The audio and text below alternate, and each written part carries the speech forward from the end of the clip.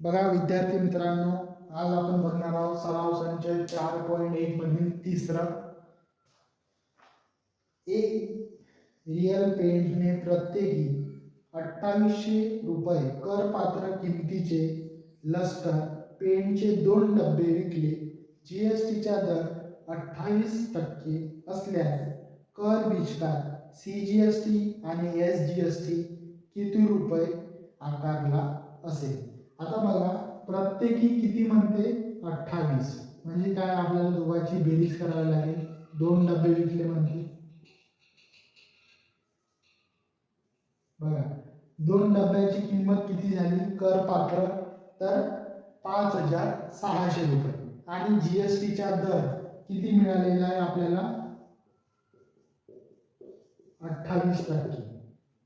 आता सीजीएसटी किती असेल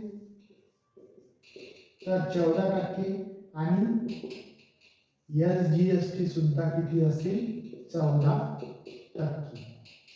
तर बघा, आपल्याला किती रुपये आकारले हे आपल्याला काढायचं आहे. तर सर्वात आधी आपण काय करणार आहोत, तर या 56 गुणिले 28% आपण काढणार आहोत. 1 0. ठीक आहे. काय करायचं, 56चे 28% काढायचे आहे. तर किती, आता आपल्याला काय करायचं आहे, गुणाकार. 56 गुणिले 28, 8 7 48, 8 पंचे 40 आणि 44, 12 4 10 आणि 11, 8 6 5 आणि किती मिळाले 1500 रुपये.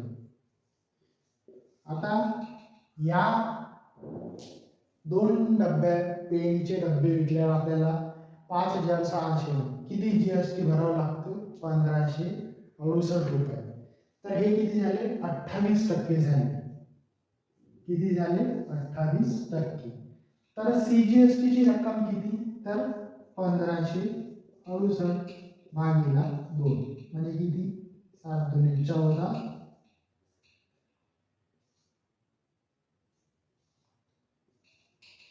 16 आणि 4 म्हणजे किती,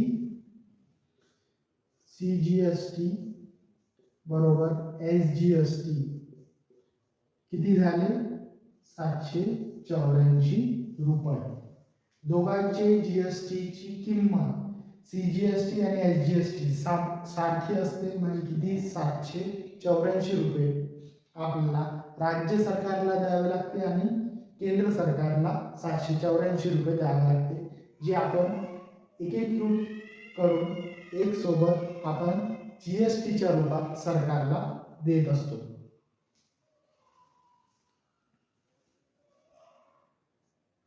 विद्यार्थी मित्रांनो, आज आपण बघणार आहोत पाठ 4 अर्थनियोजन सराव संच 4.3 मधील पहिला प्रश्न.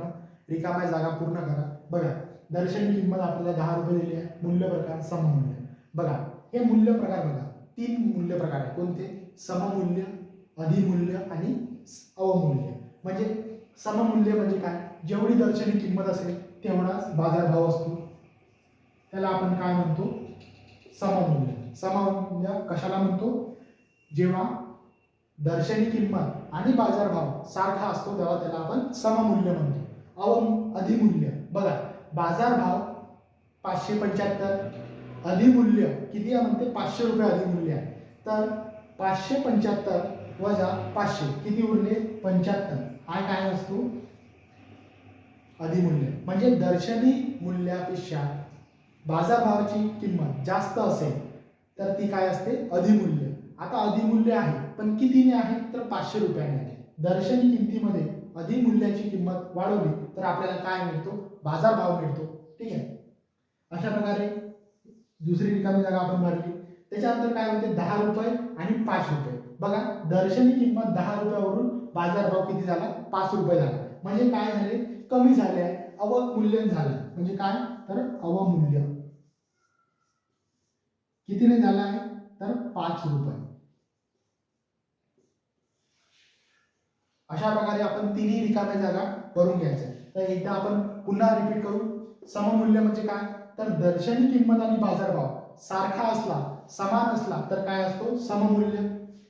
अधिमूल्य म्हणजे काय, दर्शनी किमतीपेक्षा बाजारभावाची किंमत अधिक असेल तर आपण अधिमूल्य म्हणतो.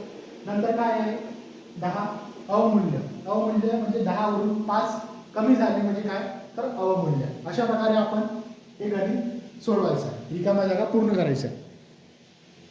विद्यार्थी मित्रांनो, आज आपण बघणार आहोत पाठ 5वा संभाव्यता. संभाव्यतामध्ये आपण काय बघणार आहोत, तर यादृच्छिक प्रयोग, नमुना अवकाश आणि नमुना घटकांची संख्या. तर बघा, यादृच्छिक प्रयोग म्हणजे काय, एक अशी घटना जी प्रत्यक्षात होत नाही परंतु त्याची संभाव्यता आपण करू शकतो. बघा म्हणजे काय, आपण एक नाणी फेकली. यादृच्छिक प्रयोग म्हणजे काय, एक नाणी फेकली. आपण क्रिकेट खेळताना टॉस करतो. क्रिकेटमध्ये इंडिया पाकिस्तानची मॅच असली तेव्हा किंवा कोणतीही मॅच असली तर आपण काय करतो, नाणे उचलतो. तर बघा, जेव्हा आपण नाणे आपण वरती फेकतो तर एक तर काय संभाव्यता असते, एक तर चीत येऊ शकते किंवा पट येऊ शकते. तर बघा यामध्ये यस काय असेल, यच म्हणजे काटा, छापा आणि टी म्हणजे काटा. ठीक आहे. तर किती संभाव्यता आहे, एक तर भारत टॉस जिंकेल किंवा दुसरी टीम, विरुद्ध टीम टॉस जिंकेल. ठीक आहे. ठीक आहे. त्याच्यानंतर नमुना घटकांची संख्या n कंसामध्ये यस किती येणार, 2. अशा प्रकारे आपल्याला एक यादृच्छिक प्रयोग झाला. तर याच्यानंतर आपण काय, तर 2 नाणे फेकले. किती नाणे फेकले, 2 नाणे फेकले. 2 नाणे बघा एक सोबत फेकले किंवा एक नाणे दोनदा फेकले तरी नमुना अवकाश सारखा येतो. हे नेहमी लक्षात ठेवा. म्हणजे यच बरोबर काय, तर H H, H T, T H आणि टी टी. म्हणजे बघा, छापा छापा, छापा काटा, काटा छापा आणि काटा काटा या 4च संभाव्यता आपल्याला 2 नाणे फेकल्यावर येईल. म्हणजे एकूण किती आहे, n कंसामध्ये यच बरोबर किती, 4. बघा विद्यार्थी मित्रांनो, 2 नाणे फेकले असता किती येते, नमुना अवकाश 4, घटकांची संख्या किती येते, 4. 3 नाणे फेकले तर काय, 3 वेळा छापा काटा, एक तर 3 वेळा छापा येईल किंवा 3 वेळा काटा येईल. नंतर काय, छापा छापा काटा येईल किंवा काटा काटा छापा येईल. नंतर काय, छापा काटा छापा, नंतर काटा छापा काटा, छापा काटा काटा, काटा काटा छापा. तर बघा अशा प्रकारे आपल्याला किती संख्या येईल, तर 8 संख्या एकूण मिळू शकतात. बघा विद्यार्थी मित्रांनो, एक नाणे फेकले असता आपल्याला किती नमुना अवकाशामध्ये मिळतात, 2 घटकांची संख्या. किती, छापा आणि काटा. 2 नाणे फेकले असतात किती मिळतात आपल्याला, छापा छापा, छापा काटा, काटा छापा आणि काटा काटा. अशा प्रकारे आपल्याला किती मिळतात, 4 नमुना घटकांची संख्या n कंसामध्ये यस किती आहे, 4. 3 नाणे जेव्हा आपण फेकतो तेव्हा आपल्याला काय, 3 वेळा छापा, 3 वेळा काटा, छापा छापा काटा, काटा काटा छापा, छापा काटा छापा, काटा छापा काटा आणि काटा छापा छापा आणि छापा काटा काटा. अशा प्रकारे एकूण किती मिळतात, तर नमुना घटकांची संख्या n कंसात यस बरोबर किती मिळतात, 8. तर नेहमी लक्षात ठेवा, 1 2 3 हे 3 नाणे फेकले तर काय असते, 1 नाणे फेकले तर 2, 2 नाणे फेकले तर 4 आणि 3 नाणे फेकले तर 8. या नमुना घटकांची संख्या पाठ असणं गरजेचं आहे. हा चार्ट पूर्ण तुम्हाला पाठ असणं गरजेचं आहे. त्या आधारे आपल्याला संभाव्यतामधील सराव संच सोडवण्यासाठी मदत किंवा यावरच पूर्ण हेच मुख्य मुद्दे आपल्याला डोळ्यासमोर ठेवून आपल्याला सराव संच सोडवून. बघा विद्यार्थी मित्रांनो, पाठ 5वा संभाव्यता. यामध्ये आपण यादृच्छिक प्रयोग, नमुना अवकाश आणि नमुना घटकांची संख्या बघत होतो.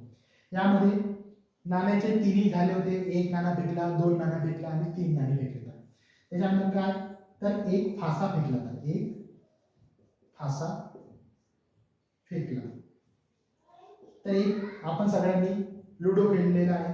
त्याच्यामध्ये बघा किती नंबर असतात त्या फास्यावर, 1 पासून 6 पर्यंत. 1 2 3 4 5 6 म्हणजे नमुना घटकांची संख्या किती असते, 6.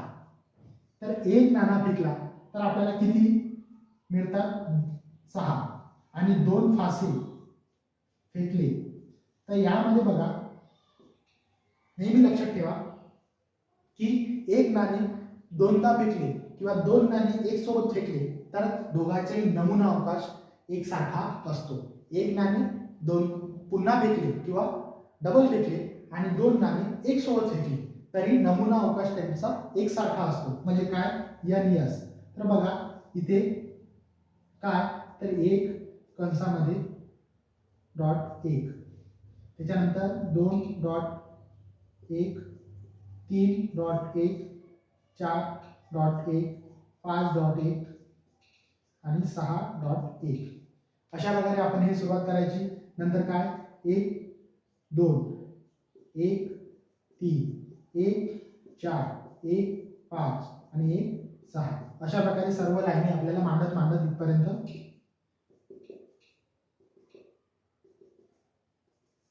शेवटी काय येणार 6.6. म्हणजे किती येणार पहिल्या लाईनीत 6 आहे, अशा 6 लाईनी 6च्या 6 लाईनी म्हणजे किती 36. बघा एक नाणे फेकले तर 6 आणि दोन नाणे एक फासा फेकला तर 6 आणि दोन फासे एक सोबत फेकले किंवा एक फासा पुन्हा फेकला तर किती येतात 36 नमुना घटकांची संख्या येते. ठीक आहे. अशा प्रकारे आपल्याला एक फासा दोन फासा ची नमुना अवकाश आणि नमुना घटकांची संख्या हे आपल्याला करणे गरजेचे आहे. ठीक आहे. बघा विद्यार्थी मित्रांनो, आपण पाठ 6 सांख्यिकी यामध्ये आपण बघणार आहोत पेज नंबर 131 वरील सोडवलेली उदाहरणे. खालील सारणीत 50 विद्यार्थ्याच्या चाचणी परीक्षेच्या गुणाची टक्केवारी दिली आहे. त्यावरून गुणाच्या टक्केवारीचा मध्य काढायचा आहे. गुणाची टक्केवारी आणि विद्यार्थ्याची संख्या आपल्याला दिलेली आहे.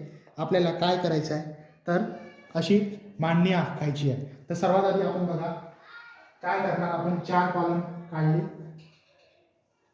ठीक आहे.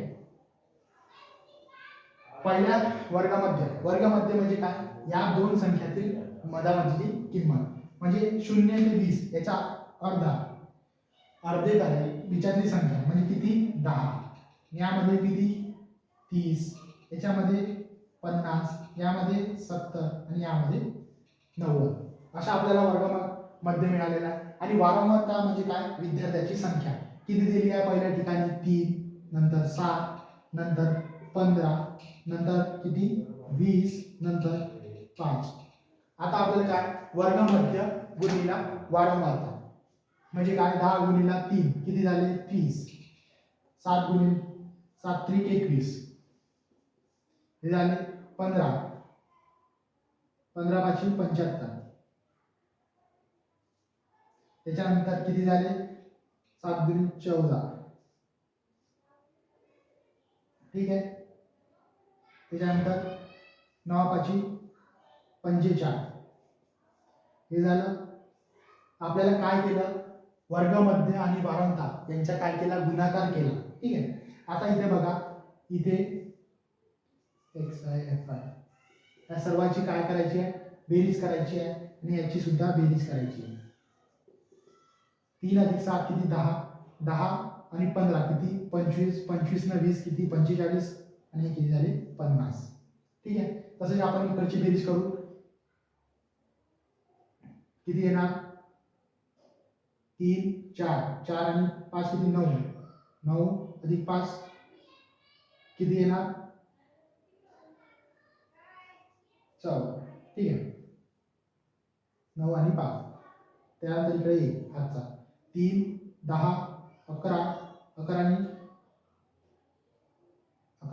3 13 13 आणि 4 13 आणि 4 17 हातचा आला 1 1 आणि 1 2 म्हणजे किती 2740. अशा प्रकारे आपल्याला वारंवारची टोटल आणि वर्गमध्य आणि वारंवारता या दोघांची सगळ्यांची कॉलमची टोटल काढायची आहे.